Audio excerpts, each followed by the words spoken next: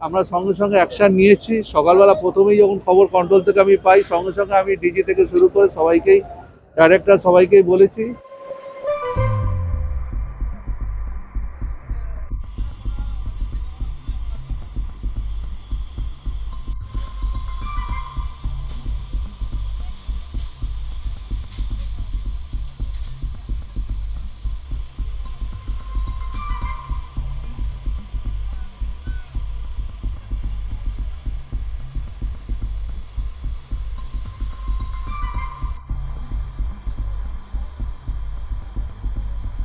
না, সমস্ত বললো যে আজকে অফিস বন্ধ হয়ে যাবে, সমস্ত গ্যাস এবং ফায়ার প্যানেল বন্ধ করতে বললেন, এক্সিস্টার বন্ধ করতে বললেন, তারপর এক্সিস্ট থেকে বেরিয়ে যেতে বলেন আমার বিল্ডিং।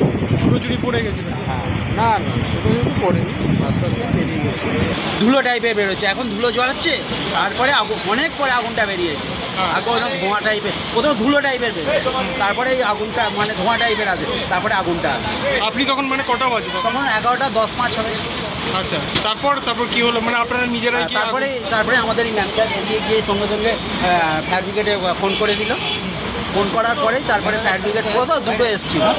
হ্যাঁ, না কেউ নেই, দুটো এসেছিল প্রথমে? হ্যাঁ, দুটো এসেছিলো। তারপরে যখন আয়ত্ত করতে পারছে না পরপর, তখন আস্তে আস্তে এখন পর্যন্ত মোটামুটি 8টা থেকে 10টা এসে গেছে। ওই ধোঁয়া সব বেরোচ্ছে, পুরো আগুন। সবাই বললো কি আগুন লেগে গেছে, তারপরে আমরা সব বেরিয়ে গেছি। স্ট্রাকচার দেখার দায়িত্ব কর্পোরেশন, এটা আমাদের দেখার দায়িত্ব না। আমাদের কাজ হচ্ছে আগুন নেভানোর কাজ।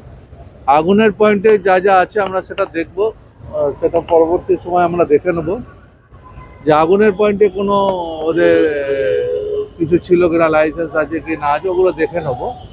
কিন্তু স্ট্রাকচারের ব্যাপারে এটা আমাদের কাজ না, এটা কর্পোরেশনের। শুধু পার্ক স্ট্রিট বলে না, সারা বাংলা নিয়ে কালকে আমাদের একটা মিটিং ছিল। আমি ছিলাম, আমাদের এসিএস ছিল, ডিজি ছিল, সমস্ত ডিওফোদের আমরা বিশেষ করে সাউথ বেঙ্গলে সবাইকে ডেকেছিলাম। আমরা যেটা কালকে যেটা মিটিংয়ে করে সবাইকেই সেটা বলেছি যে ভালো করে সবাইকে দেখতে। আমাদের লোকেরা খুবই কাজ করে, তার মধ্যেও কিছু কিছু মানুষ আছে তারা ভুল করে। সব মানুষের কথা বলবো না, কিছু মানুষের এটা থাকে।